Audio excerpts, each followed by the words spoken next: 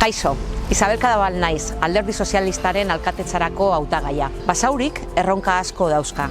Enpresa sarea berreskuratzea, erronka demografikoa, gaztei bizi proiektua eraikitzeko aukerak eskaintzea, auzo guztietan irisgarritasuna bermatzea, mugikortasun iraunkorra igarotzea, tokiko merkataritza eta ostalaritzari eustea. Maiatzaren 28an Basauritarrok bi gobernatzeko ereduen artean aukeratzeko oportunitatea izango dugu.